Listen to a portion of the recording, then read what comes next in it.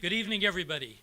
Everybody that's here in the theater, everybody that's watching out there on YouTube, everybody in a remote viewing position. Welcome to Kent's Cabaret Theater, part of the fantastic Magic Center in Georgetown, Texas. I'm Kent Cummins, and as somebody mentioned before the show started, this is my playpen. This is just fun. It's a nice place to be able to do things. And I'm so honored and humbled that I have the opportunity to plan and present the Broken Wand ceremony for our dear friend Ramon Galindo. Our paths crossed for the first time in 1957. I was working at the magic store in San Antonio, and the proprietor took me to my first magic convention, the International Brotherhood of Magicians at the Rice Hotel in Houston, Texas. And there were probably 1,000 people there. I remember meeting Harlan Tarbell. I remember meeting some famous magicians, but I don't remember meeting a young guy named Ramon Galindo. He was young back then. And I asked Josie, I said, do you know whether Ramon was actually at that convention? She says, I was 5 years old. I said, well, I was 14, come on. But she says, he loved magic so much and he was so active then. That's when he was competing in contests. So the chances are very good that he was there and I was there. And we just didn't know each other. And I didn't really get to know him until I left Army active duty in 1976 and moved back to Austin. I say back to Austin because this is where I got my MBA a few years earlier. And Ramon and I became fast friends, and one of the first things he did was show me a film of my brother and I juggling at the 1961 TAOM, Texas Association of Magicians, that's why we call it TAOM, convention.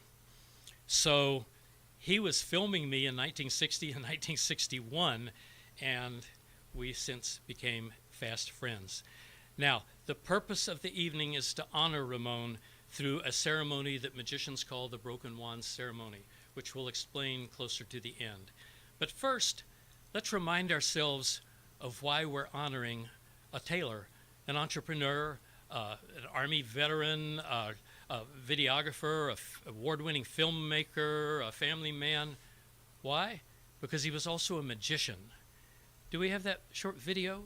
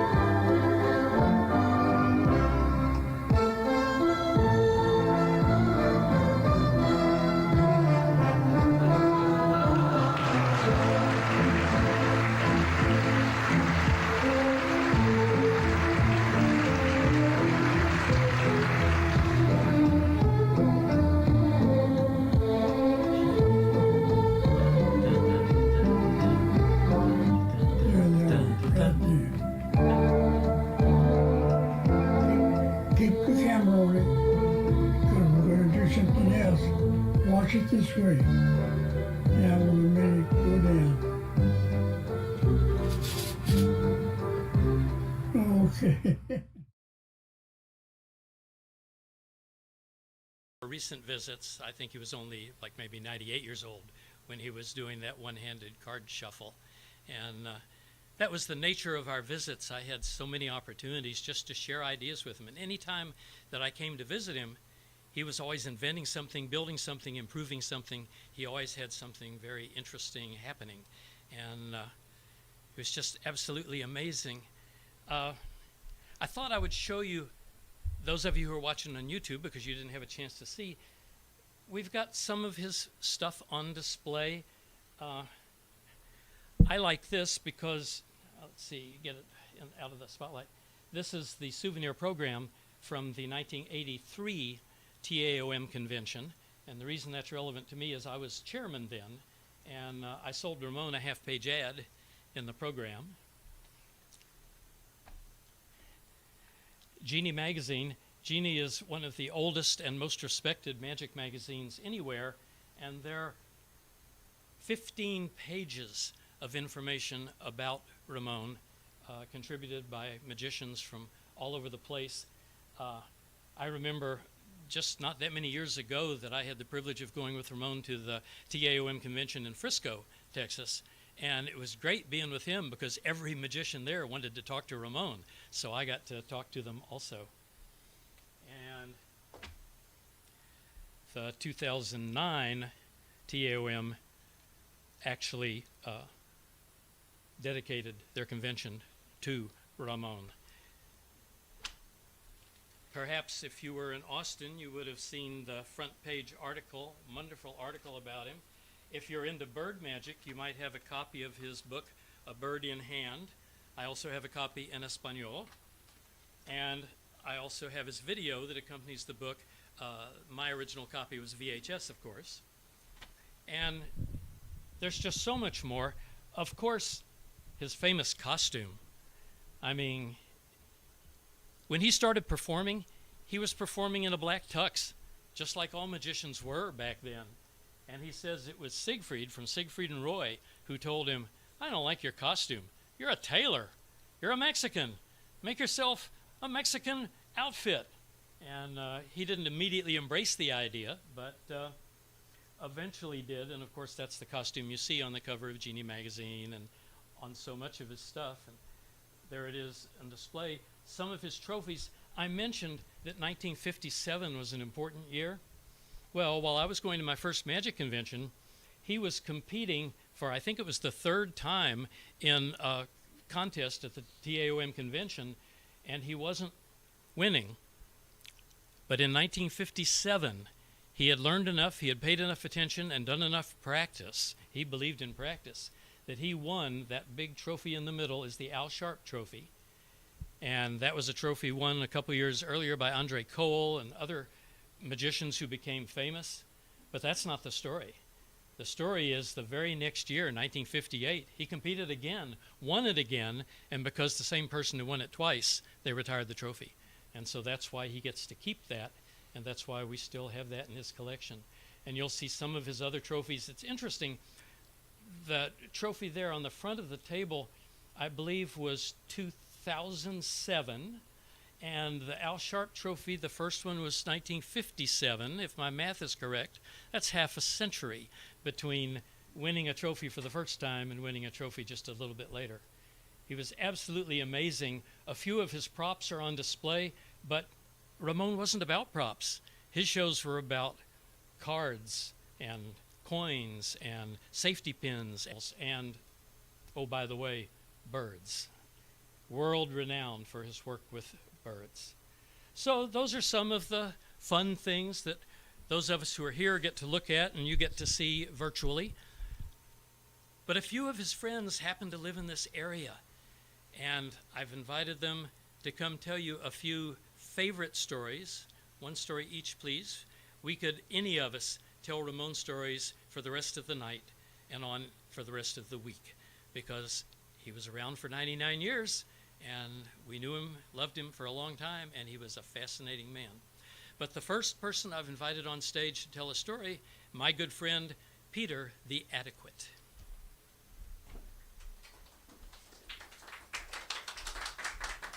I brought with me the thing that got Ramon's love for magic started.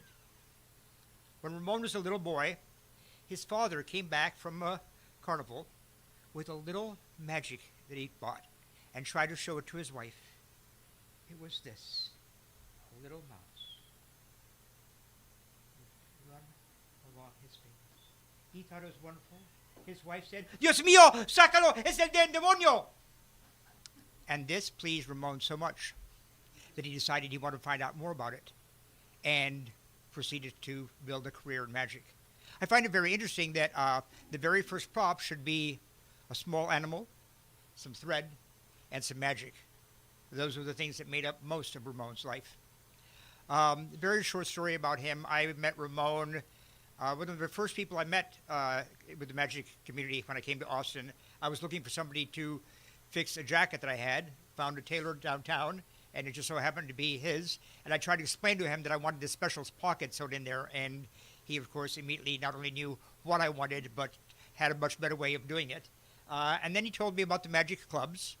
And then a few years later, he got me involved in my first ever magic convention that I'd been a part of. It was a magic convention that he was running. The first night was going to be a Mexican theme. And he asked me if I would MC it because all the magicians were going to be from Mexico, and he felt that I could translate for them backstage. So I came up with this wonderful idea. I wanted to open up the show hanging from a straitjacket filled with candy, like a piñata, while kids were hitting me in the straitjacket, and candy would start to fall out as I escape from it. And I said, and what would be wonderful is if we could just play mariachi music in the back. And Ramon said, we'll just get mariachis. And he did. He brought in a whole mariachi for the opening of that. What he did not tell me was that he not only didn't want me to translate for the magicians backstage, but one of the magicians was a Mexican comic magician who did all patter comedy in Spanish. And I was supposed to translate on the spot for that. I've never been more nervous in my entire life. But I couldn't thank Ramon for that more because it led to a lot of involvement with many, many conventions, including running my own convention at one point. And that's about it. I just want to add that his love for magic never, ever stopped. Back in November, I went by to bring him a special deck of cards that he'd been asking me for a long time to look for because it's just the right size so he could continue to work on his one-handed shuffle. And this was back in November. So we miss you, Ramon. Thank you, Peter. Thank you, Peter. And by the way, that little video of the one-handed shuffle went viral on Facebook. I just posted it so that local magicians could see it. And the last time I looked, it had well over 1,000 views from all over the world. Now, the reason I'm carrying this top hat, other than the fact that I'm a magician, and magicians sometimes do that, is that we have a special souvenir for everybody who's here in the audience. Inside this is the complete story of Ramon's first love of magic and a genuine Wonder Mouse. So you will have your own Wonder Mouse, also one of his business cards, and the story. And there's one of these for everybody that's here. This was sitting by the door. Now you know you can grab one on the way out. Now, for people that are watching on YouTube, you're thinking, well, that's not fair. Okay, here's the deal. Send me an email, kent@magichotline.com. Include your mailing address. That's snail mail, by the way. I can't email these, okay? Include your mailing address and just tell me you want a Wonder Mouse, and I will send one to you, kent@magichotline.com, while supplies last. Now, we could have 100 people here telling Ramon stories. We only have a few. One of them, our good friend, C.J. Johnson.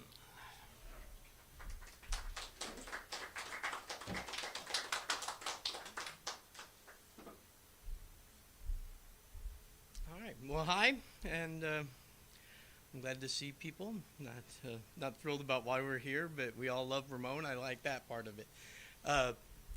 At the SAM convention in San Antonio, I was there with my wife, and we were helping, and I come out of the bathroom, and I'm crying coming out of the bathroom. And my wife is like, what could possibly have happened in the bathroom that has you coming out crying like a child. And I said, Ramon asked me while we were washing our hands at the sink, asked me, he says, I love that story that you tell about me. And if they ask for people to tell stories at my funeral, would you do that? And I said, of course. And family spoke at the funeral, which is exactly right. And he said, if you ask, he said, so the broken wand, I'm going to share my story with of Ramon, as he asked me to do. Ramon, as everybody knows, was an amazing tailor. And in the late 80s, I used to have a delivery business, a balloon delivery business, and worked with Peter at that time too. And I would stop and I would visit Ramon every time I was downtown. I would stop off and park in front of the shop, run in, say hi. Not every time, but often, because you could still do that in downtown Austin then. You could pull up, park in front for free, run in, say hi, come out. And I was learning how to sew. And so he's like, I'm going to help you sew a suit. So go buy the materials, find a pattern you like. I go and I buy the pattern, and I buy the material that it says that I need, and I cut out everything, and I bring it in a bit at a time, and he's helping me get the belt loops right and get the lining in it right and everything, and he's just telling me what to do. He's not showing me anything. He's telling me, here's how you make this look. And I get that done, and I get the jacket done, and he's helped me put in all the toppets and a little, I can drop something here, and it'll run around and drop into this pocket, and I can reach through, and it was amazing lining and all that, but the sleeves, the cap of the sleeve right here, just looked terrible. I couldn't get that to work.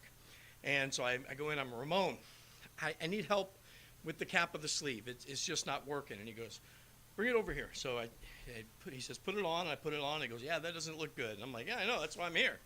And he says, well, take it off. And he flips it inside out. The bolt of fabric, that is all that I have. There's no way the pattern has this much extra fabric on it. He's just ruined the entire thing. The vest is done, the pants are done, the jacket is going to look ridiculous now because there's no way there's that much extra fabric. He puts a couple pins in it, sits at the sewing machines, takes it out, flips it inside out, puts it on a form, takes a wooden mallet, hits it with the mallet. I'm like, I don't know why you're hitting it with a mallet. And I'm still looking at the scissors. I'm like, this is the greatest comedy prop in the world, and he's actually using them.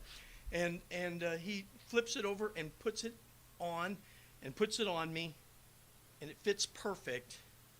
And the cap on the sleeve is just perfectly rolled. And it was absolutely amazing because it was completely effortless for him to draw those little chalk lines, to confidently, using clown scissors, smack off that much of the fabric, and then it fit perfectly. He was truly, truly a master. And when I picture Ramon, I picture him doing his parakeet act or something like that. But to me, he's always going to be the guy with that giant pair of scissors just cutting out my jacket sleeve. So that's my memory of Ramon, and loved him just to pieces. So thank you. Thank you, C.J. Johnson. I actually invited this next guy to talk because at the end of the funeral, we were both in the lobby, and he said, oh, let me tell you the story. And I went, oh, you got to be kidding me. People have to hear that story. And so, Ron Cartledge, come right on up.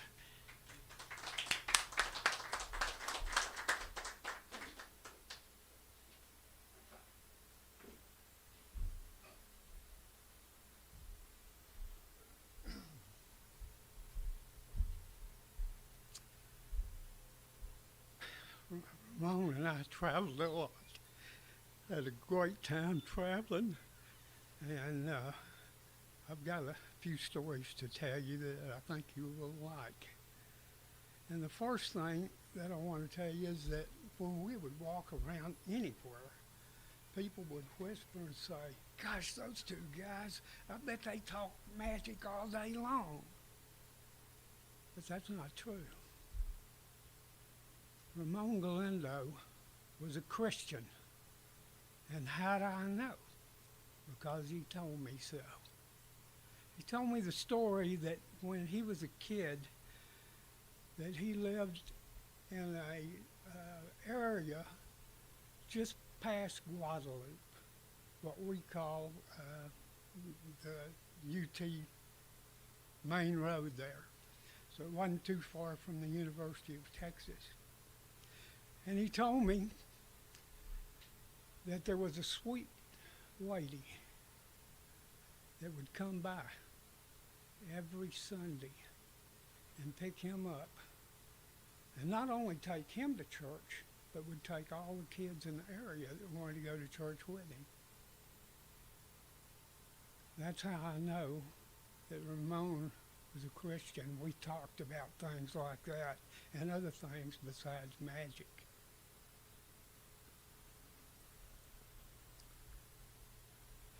About 2 nights ago, I couldn't go to sleep.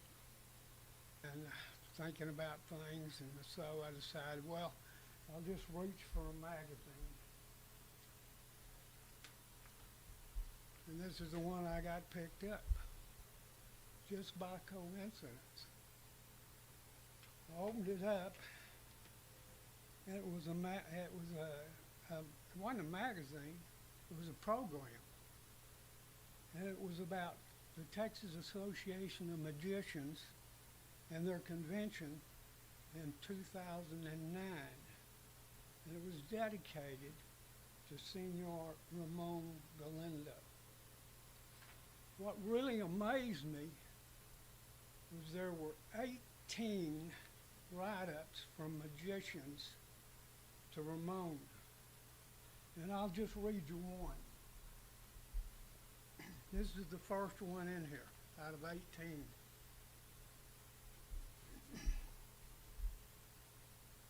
Ramon.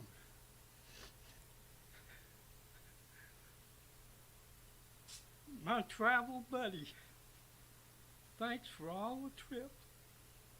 Shanghai, Beijing, Mexico City, The Hague, London, Paris, Ramon, Innsbruck, Munich, and all those other magic conventions that we attended together. Congratulations on a well-deserved honor. Thank you for all you do for magic. Your friend, Ron Cartledge. That's me.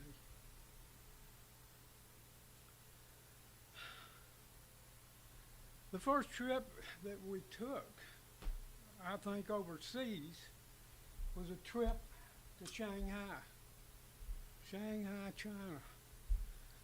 And we had a great time over there. My friend from Australia, Charles Gotchi,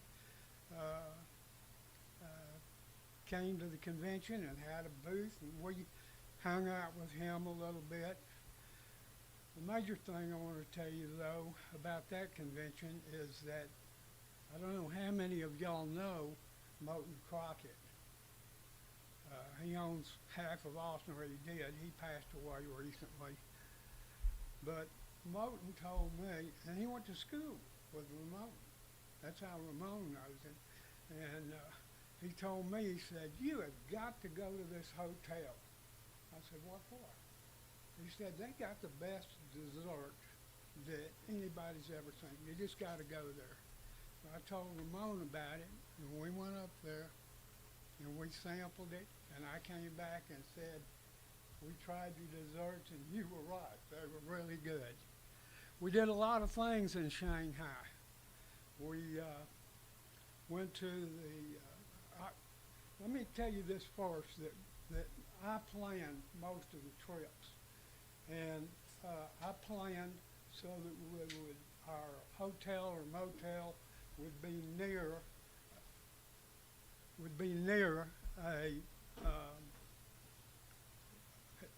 the hotel or motel would be near the railroad track. Now, we didn't have to worry about that in Shanghai, but later on we did. We both had Eurail passes, so that's how we got around in Europe. But I'd checked out some things, and we went to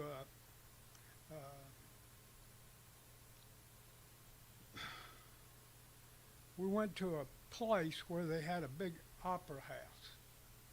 And I said, Ramon, it's only $2 or $3. Let's go in. So we went in.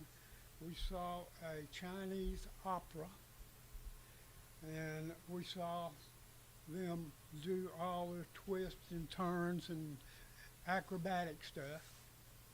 And then they had another one that was like a Las Vegas show.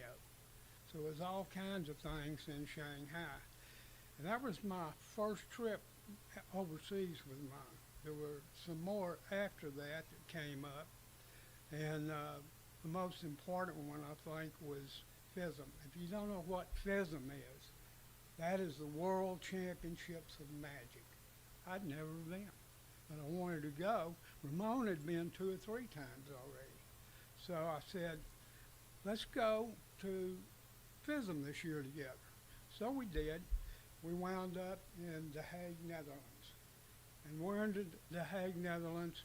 Best convention I think I've ever been to. Had a great time. After the convention, we caught the train, came back through Belgium, and Ramon's on the train. He says,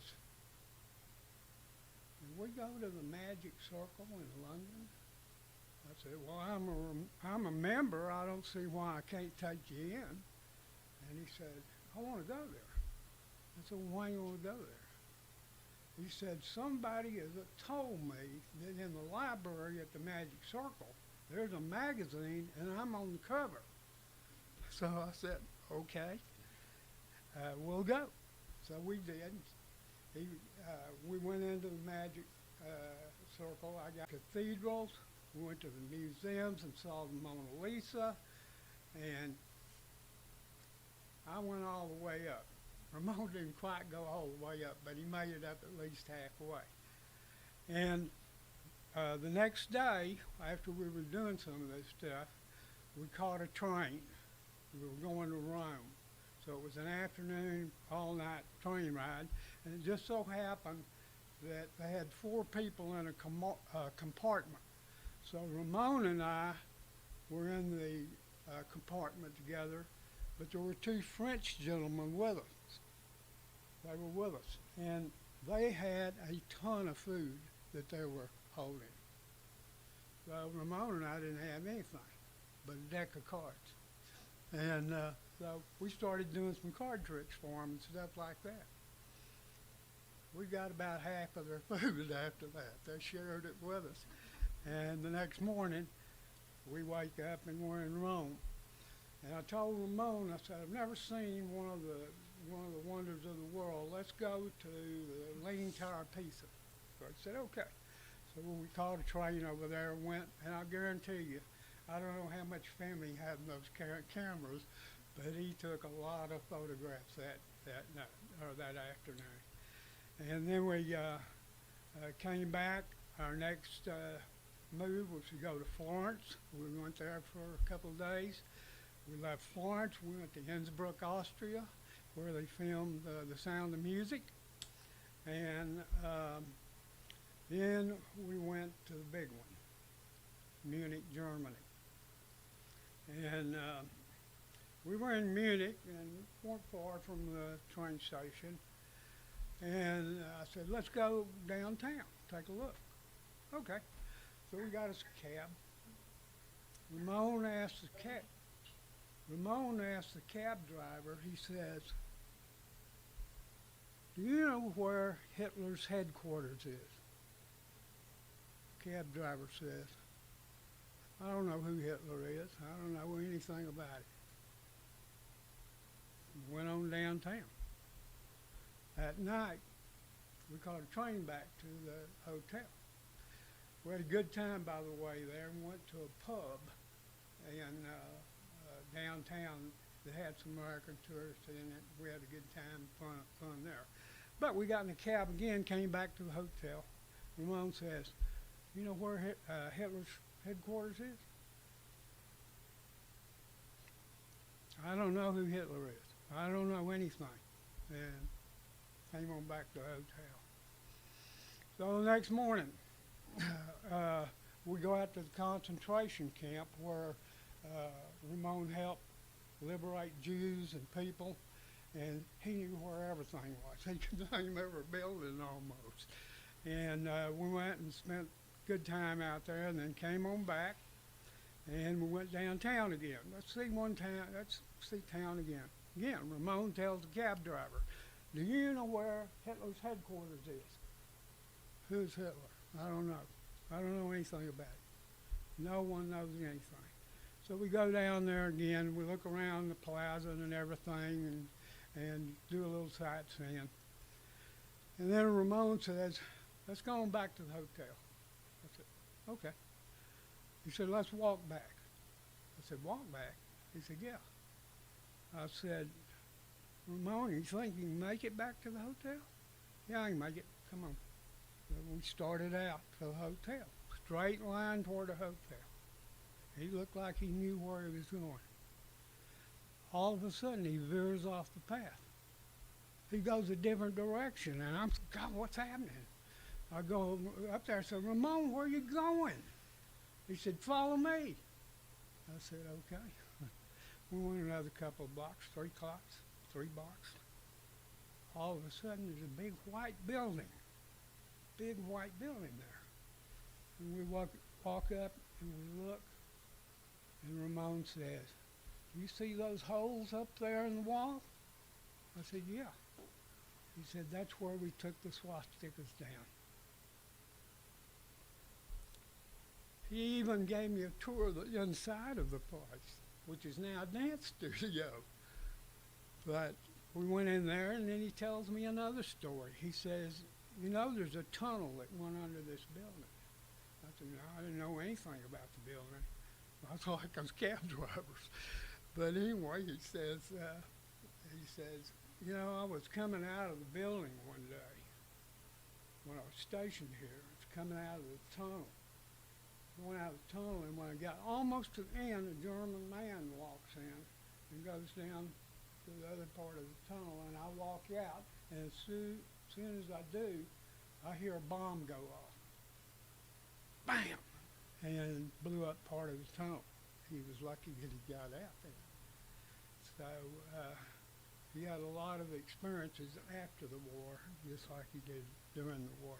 But I enjoyed my trips with Ramon. We flew back from Munich. We took one more that I need to tell you about, and that is we went to the FISM convention in Beijing, China.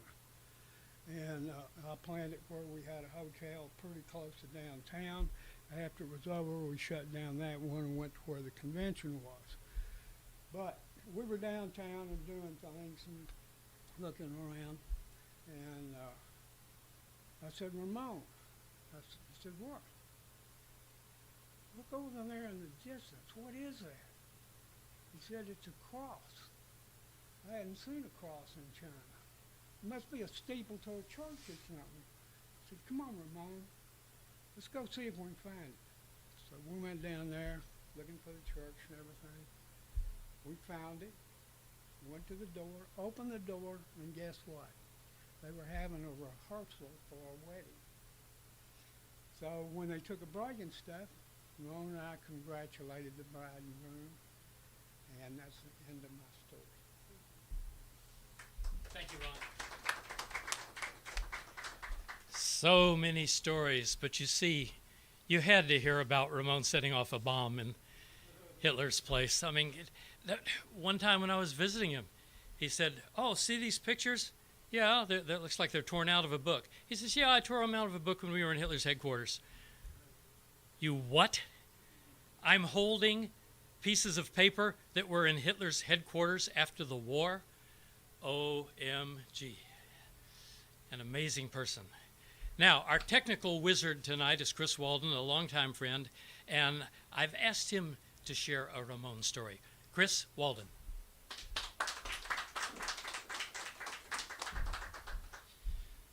I met Ramon when I first came to Austin in 1986, and Ramon was just such a remarkable person. He had such an amazing heart, such an amazing kindness. I'm a little weird, and Ramon was one of the only people in Austin that genuinely reached out to me, that genuinely encouraged me to come and visit him. We both shared an interest in film and in video, and we worked together with things. He would record the magic shows that were done once a year, the annual magic shows, and he set up a 2-camera shoot with a couple of different cameras, and he had me working with him on editing them. The problem is you had 2 different cameras with 2 different microphones, 2 different soundtracks, which is not the way that you normally do that in film. And so I had to work out techniques to match that stuff up. So I would wait to see someone go and touch the microphone stand. And as soon as their hand touched the microphone stand, I could match that up on the other tape and make the edit. And that was the way we worked it out. I also helped him with some of the different things he would do in the studio. And he would invite me to come to his tailor shop, just like he did with you, CJ. And he was always so welcoming, always so gracious, and always surprising. I remember when he was about my age, in his 50s, I went to visit, and there was a leak in the roof. And so I watched this man who, in my early 20s, seemed kind of elderly to me. I watched him climb up a rickety extension ladder with a big giant bucket of roof repair tar and fix his roof. I followed up after him, and it felt trepidatious to me, but he didn't even blink at it. I remember I was there one time, and it was shortly after Desert Storm had started in Kuwait, and the politicians were tossing around the D word, which they like to do whenever something happens. And I had left college, and I didn't have anything specific going on. I was kind of freelancing at that time. And Ramon and I were talking about the possibility of being called up. And I remember him saying, well, Chris, if you get called up, you'll be scared, sure. I was scared when I was in the Battle of the Bulge, and I said, when you were what? When I was in the Battle of the Bulge, when you were what? And this kind, sweet, generous man had lived through the Battle of the Bulge. Not only through the Battle of the Bulge, but that night, most of the troops went away, and he was left there with a small group of Americans and some British troops. And that night, they were all in their shelters while the Germans bombed the hell out of that location. And when they woke up, still alive, next morning, the bombing stopped, and they came out of their shelters. The British had gone and left them all alone without saying a word. And there were lots of other things that he went through, lots of other things that he encountered, difficulties, challenges, racism, people that didn't want to see someone like him make his way up. But he was unstoppable. He was absolutely unstoppable. And something like that could have made someone cynical. But it did not make Ramon cynical. He was always kind and gracious, an old world gentleman. If you ever received a compliment from Ramon, it was not just, hey, that didn't suck. It was a proclamation. He would tell you that thing I've been watching and that thing that you are doing, it is truly wonderful what you are doing. And I see, and he would describe your future as well as any fortune teller. And you believed him. He made you feel so wonderful. He made me feel so wonderful. My deepest regret is that Ramon called me several times. I had gone and helped him assemble some cameras and some things like that. There were a few things we did there in the last year of his life. And he wanted me to come and help out with a couple of things at his house. And I said, Ramon, it's not safe for me to come over. I'm afraid I'm going to make you sick. I did not want to be the one who came into his home and brought this thing and was responsible for his end. And I missed one more chance to say goodbye.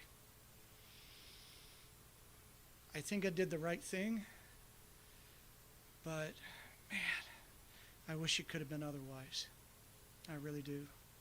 I love Ramon so much. He made such a difference to me. He made a difference to all of us.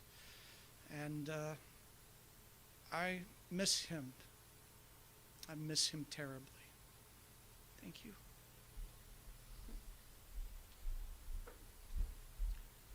Thank you, Chris. And there's very few people we can get into one small theater, particularly these days.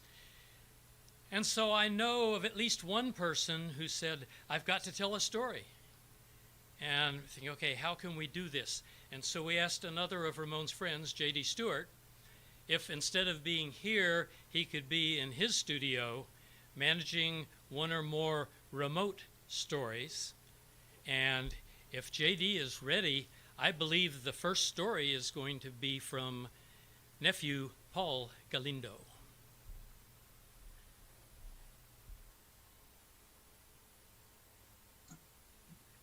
Hope you all can hear me. So glad to see so many people there and family and friends.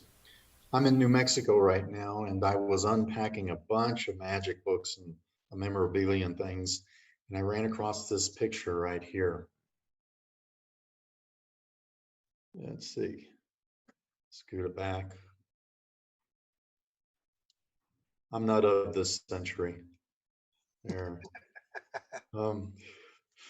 This photo was taken approximately, it would have had to have been early 90s, probably 92 or 93. And we were very close at that time. And we took that in his Ace Taylor studio that he had there, where you could meet all kinds of people and just pop in pretty much whenever you wanted. And you really just didn't know who you would meet. Anyway, I'm going to tell you a story about the first magic convention I went to. This was in San Antonio, and I was in 6th grade. And I got out of school early, which of course I was thrilled about. And he picked me up in his T-Bird, and I'm sure Josie will remember that T-Bird because she just got rid of it a few years ago. And we were driving to San Antonio, and he says, why don't you grab that deck of cards there? Like, okay, there happened to be a deck of cards in the glove box. So I get it out. He says, take a card out. This is what I want you to do. And he showed me how to do a back palm, how to do a front palm, how to spin the card. And it was all while he was driving. And during this 90-minute trip, he taught me the most important thing, and that is to act surprised whenever you pull the card from, I can't, from the air like that. And to this day, I keep that in mind, just acting surprised whenever you do something like that. One more quick thing, and I think I saw Jason in the audience. And Jason, if you're back up north, this little notice for you. There was a rehearsal that you were getting videotaped with your sister Jennifer, and you and she got into a very big argument. And Uncle Raymond just stepped back, and I noticed that the camera light was on, it was red, and he leaned over and said, someday they're going to want to see this. I don't know if you've run across that tape, but keep your eyes out open for it. You might run into it. Also, thank you all for doing this. Thank you, Kent, for showing this, and Chris for running this, and JD for hosting this. And I see my cousin Stella on the screen up there. Hi, Stella. I can see you. But thank you all for putting all this together. That's all I have to say. Thank you.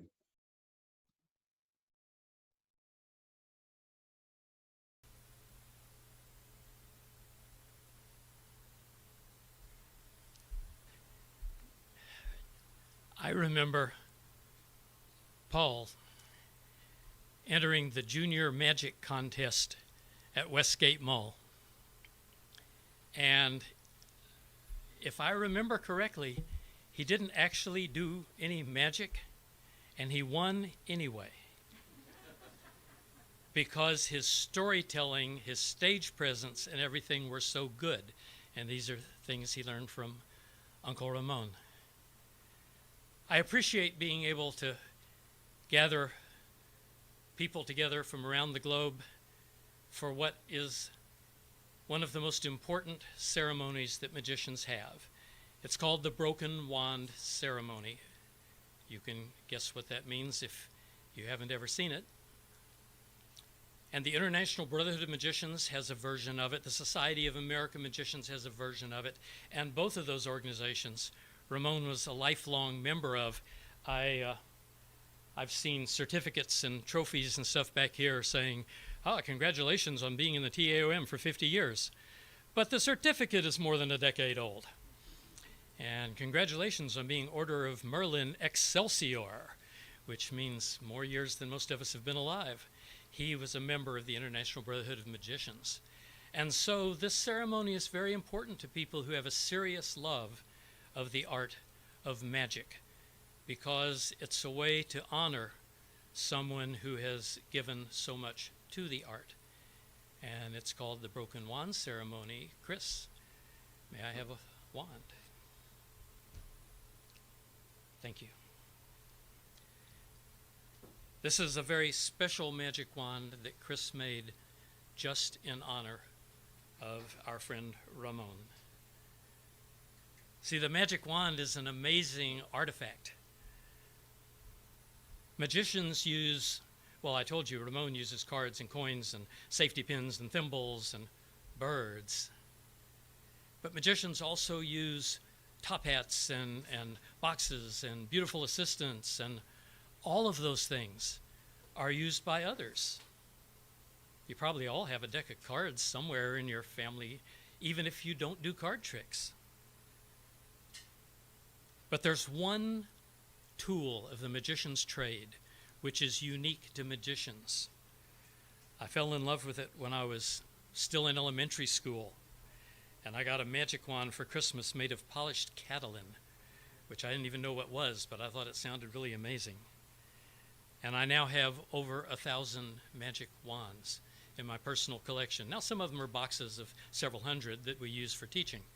Still, the magic wand, an absolutely amazing artifact of the magician's art.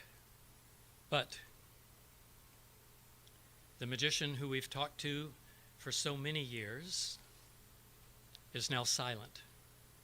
And so to begin the ceremony, I would ask that everyone take a moment of silence and just think about your relationship with Ramon Galindo.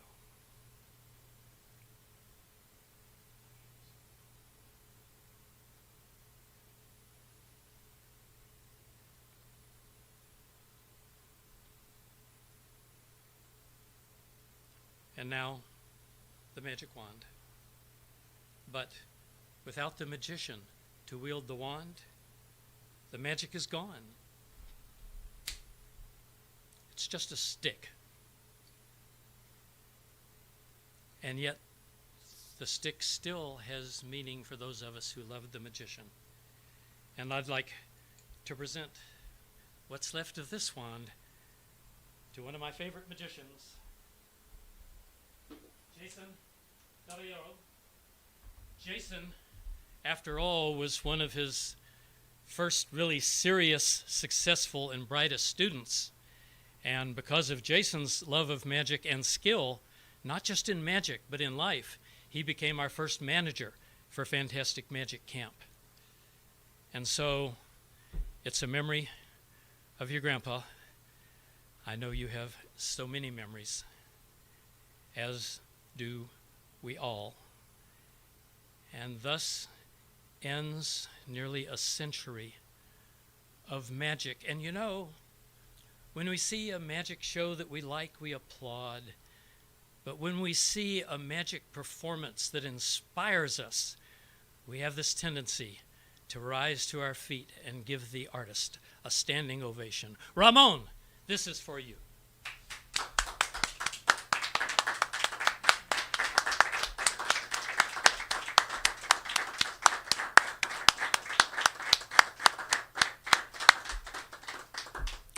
Thank you, everybody from around the world. This ends our Broken Wand ceremony, but it does not end the legend of Mago Ramon